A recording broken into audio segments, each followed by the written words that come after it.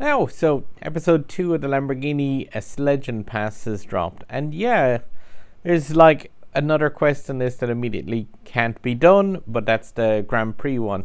Um, it's likely that we'll see the Jesco Grand Prix within the next 7 days, if this stays in line with the global version of the game. I'm not exactly sure. In the global version, the Jesco GP kicked off exactly 2 weeks after the Lamborghini season arrived, so might see that incoming soon. This quest suggests it might be incoming anyway, definitely.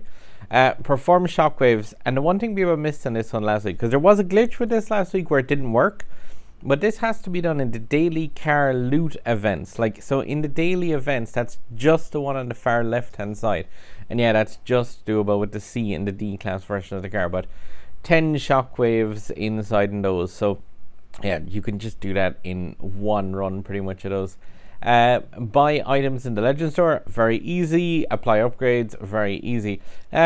Beat 110 seconds, just 1 minute and 50 on mountain poles in a single career race. There's a place where you can use S-Class cars for that, so it's not too bad.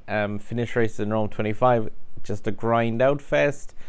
Top 3 in Shanghai, again, just a case of find the shortest track in Shanghai in career and put your cars into that. Finishing top 3. Finish in first place in US Midwest as well. So, yeah, like there's already 60 races there that need to be grinded out in this one. And not much in the line of entertainment in that. I much prefer the actual fun stuff. Perform air time of 150 seconds. Like, that's just something you're going to gather up when your playtime. Don't go to grind that one out. Perform 4 bar rolls in a single race. Yeah, you're going to get that in your first race, probably. Perform in 360s 35. That'll take a couple of races, but the same way with perform air time. Just make sure you're doing those on ramps and stuff like that. You should be in a habit of kind of doing those when you can anyway to fill up that nitro bar.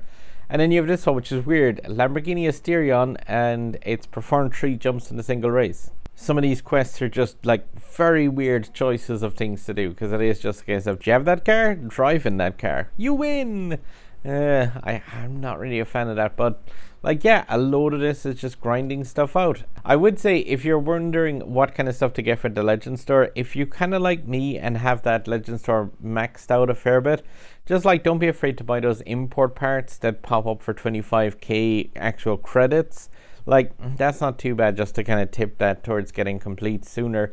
The apply upgrades portion, by the way, of this, just in case anyone's wondering, that is only applied to base level upgrades. So applying import parts, epic import parts, rare import parts for that do not count. Like, upgrades are just literally those stages. So when it's going from like stages 1, 2, 3, 4, 5 up along, like, it's that numbered upgrade, not the import parts. So just keep that in mind if you're installing any of those import parts and just seeing this not increase. Yeah, it has to be like exactly the actual upgrades. But yeah, I'll just start with this one. They beat 110 seconds in mountain poles in a single career race. Just in the Hyper Rome stage on the 4th chapter of the career, has it at stage 6 here, mountain poles. And yeah, like, this one gives you pretty much access to a good few, if not all, of the S-Class cars. Let's see if I can make that time in a Bugatti Chiron. Mountain poles, long straights here, getting that time, which is 110 seconds. It's, what is it, 1 minute and 50 seconds. So yeah, like, and like any car really will pass under that, I'd say, on this track. Like, it's estimated to take down 90 seconds based on the loading screen. Bugatti Chiron should be able to well make that time. Can just see if I can grind out a few of the actual 360s as well while doing it. I also have, what is it, 4 bar rolls in a single race. There's at least, there's a handful of bar roll ramps towards the second half of this track, as well as a couple here. We're coming down this first hill. But like, the Chiron speed in Himalayas is always fun to break out just for a laugh, especially for a quest like this. I think that was the 4 bar rolls complete already. Now one more off of this one before heading towards the end of the stage. yeah, like mountain poles. Getting a minute and 50 on this to do. It's possible to do this in the B class event. On the B class daily event, you get tasked with a time of, is it a minute and 10, I think, to put this one in, possibly a little bit longer. But yeah, that's like 40 seconds to spare in the short run, so it's nice. And we pick up a couple of missions as well with having the barrel rolls complete in that. So yeah, nice enough. Tier 8 unlocked. Yeah, 4 barrel rolls, and that time done in the minute and 10 seconds with ease. Again, that's Hyper Rome stage number 6 there, is to get access to this one with the S-Class cars. Now, like, shockwaves in a daily car loot event, just for the sake of getting that out of the way, I'd advise just bringing it like something like the Lotus inside there and just knocking out the 10 of those in just one race. And in case you're thinking the fact that like, oh wait, but how do you do 10 shockwaves in such a short race? Like, yeah, just Lotus Elise is incredibly capable of filling up that nitro meter. You don't have to win or anything. All you have to do is just actually get that time complete inside there. And yeah, like the nitro shockwave counts at the point where your car like flashes up purple. So it's at the point where you just press the 2 nitro buttons together. Like that counts the thing. So if you press those and immediately brake, you can press those again if you're still in a drift. I'll show here, just nailed the 10 of them in one go. But yeah, for doing things like nitro shockwave, it was pointed out the fact that like there is 2 nitro buttons on the switch. So just keep in mind you have to double tap one nitro button. You can just press the X and Y button on the controller together. And if you just like wiggle the back end of that car while you press X and Y and then B immediately during a drift, like you'd see that, yeah, that's 13 nitro shockwaves, 14, 15. Well doable in the one race. And yeah, still make that time in the Lotus Elise. It's not too bad. But yeah, it's just like as soon as you press X and Y together, it counts as a nitro shockwave. That's not exactly a great way of driving because yeah, that's just a good punch of acceleration. But you see, every time the wiggle, you can just do another one of those things. Knock out that quest nice and handy without wasting tickets and repeatedly going into that event. There we go. Nice. Easy enough one. And yeah, like I said, just make sure you're doing it in the daily car loot event, not any of the other daily events. Now, so I completed the last one of the reach top 3 in a race, which you need to do 20 times, and yeah, I still have one more to do in US Midwest and Rome. But I'll just point out where's like the easiest place to quickly do those with touch drive with no input completely. So if you go into D Class Pro, there's a really good one there on track 9 for Shanghai, Paris of the East. It's a 30-second race. Really low requirement for that, and you can make use of a ton of really powerful D-Class cars in there. So yeah, Honda Civic, the Lotus, and the DSE 10 will easily be able to come in the top 3 positions in that one.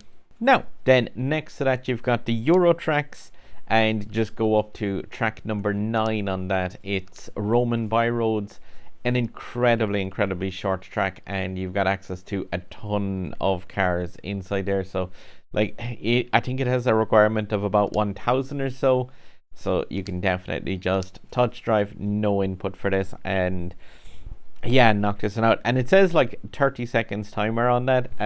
Roman byroads there is like even shorter than that. I think is at about a 20-second track if you were to race it yourself.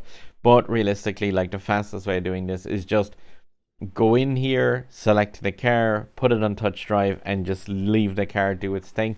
And yeah, run that one like what, 20 odd times or so. Actually, I had a game crash a couple of times since this patch, and it's been quite bad. And Rome in particular is bad, so I've had it where a few times this has crashed.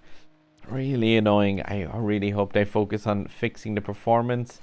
It seems to be for me when I go near that watery area, and I've tried like checking for corrupt files, re-downloading the files and everything like that, and there's absolutely no avail. But yeah, 24 seconds a run, and yeah, you can like knock those out easily within like half an hour-ish or so.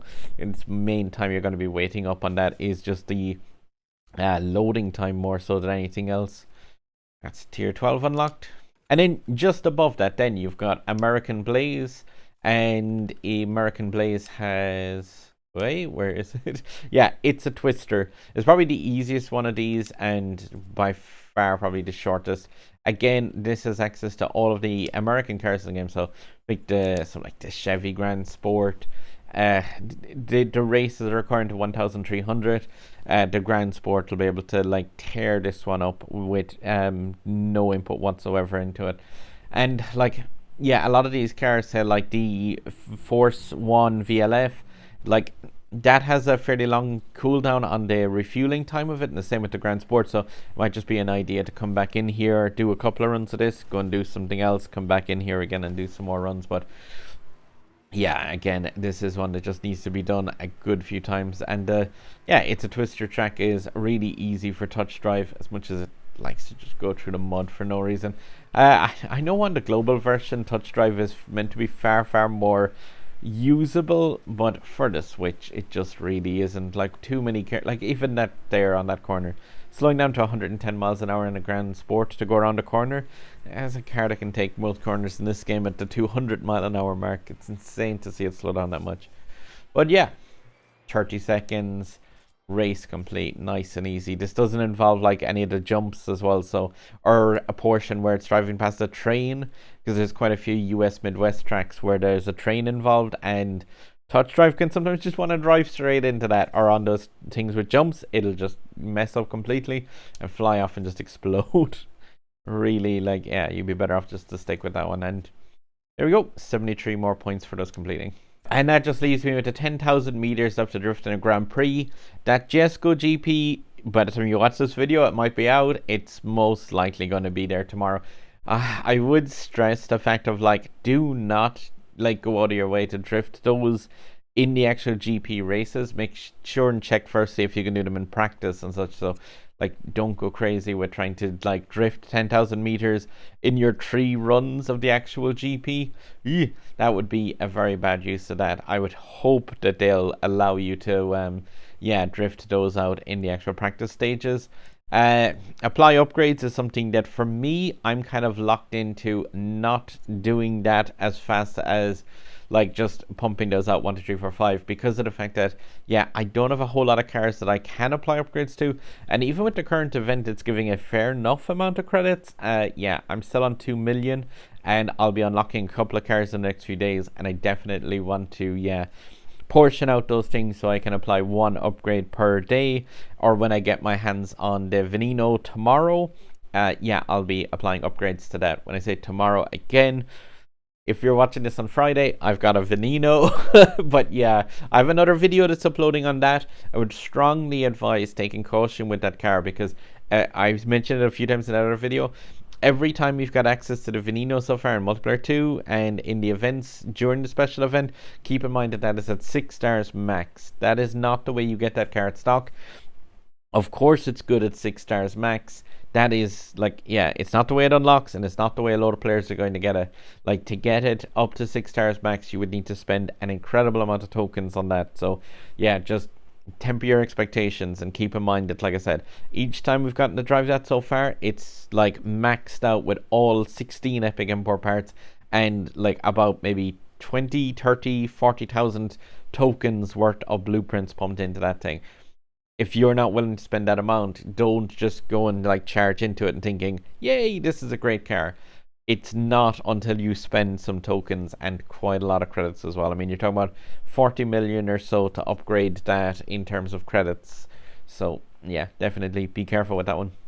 But now though, even missing the 140 points here, like all that would get me anyway is the Aventura SV Coupe, which I've got maxed out, and 1 other body part for the Asterion. So I'm not gonna go too crazy and get those immediately. Well, I can't do the Grand Prix drifting because there's no Grand Prix for me as of making this video, and I do not wish to do the tune up of cars.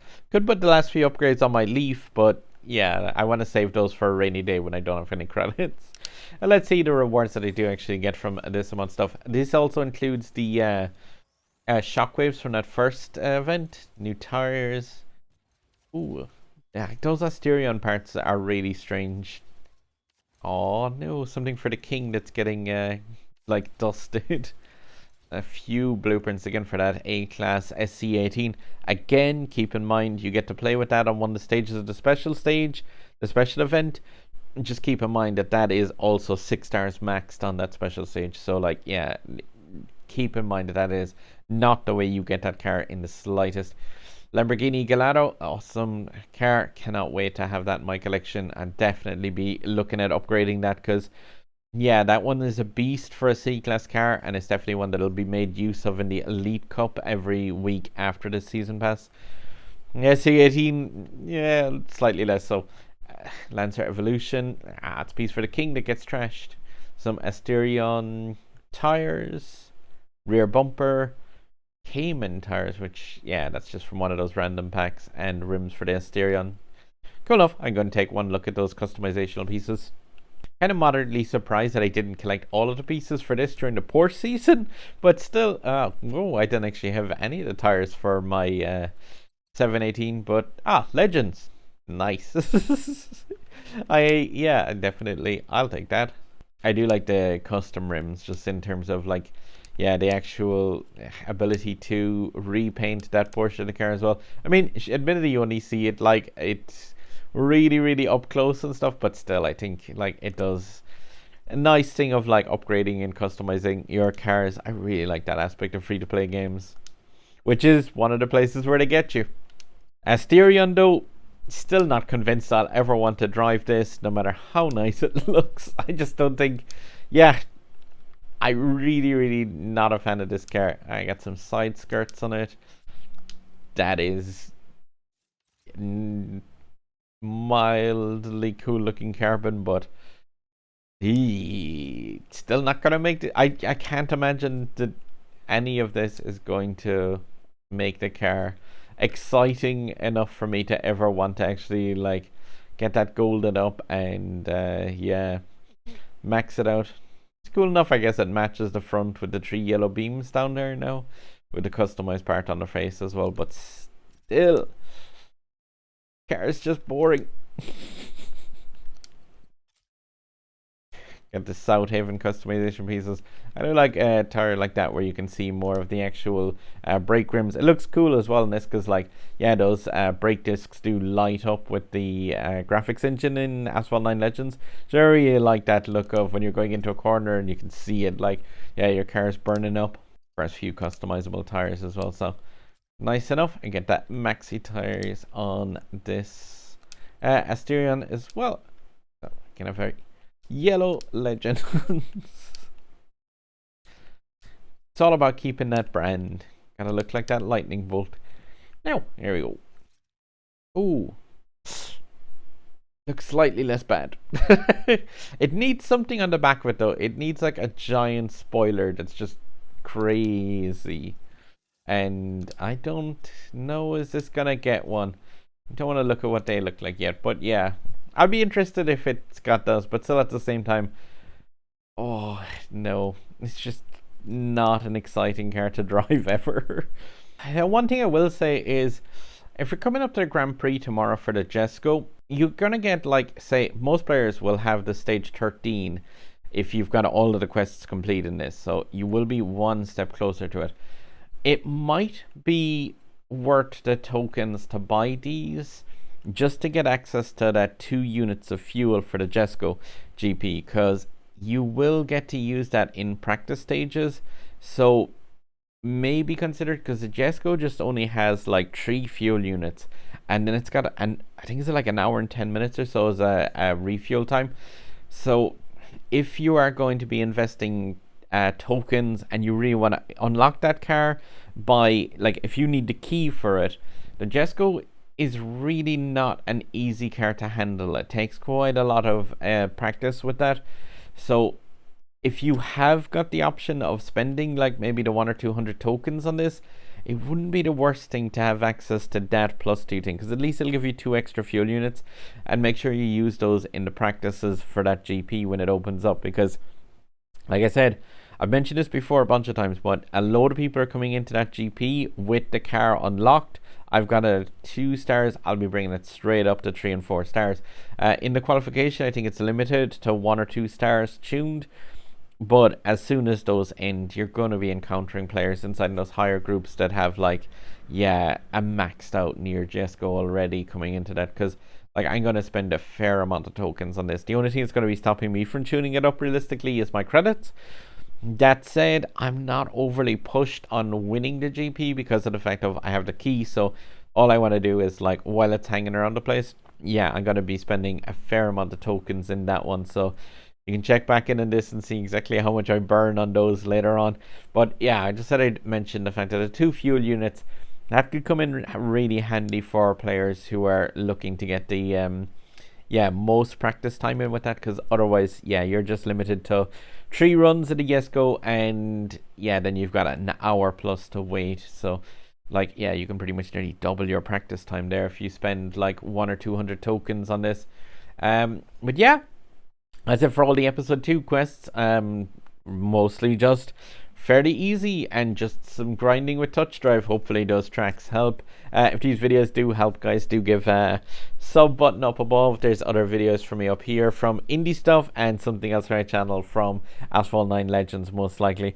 Alright guys, good luck and drive safe in these missions. If you're having any issues with any of them, so leave a comment down below and I'll see if I get back to you straight away and find out like what the story is, if there's any problems going on there. But yeah, I think the only place where people might have issues in this is the make sure you're doing the shockwaves in the daily car loot and not any of the other daily car events. Alright guys, good luck.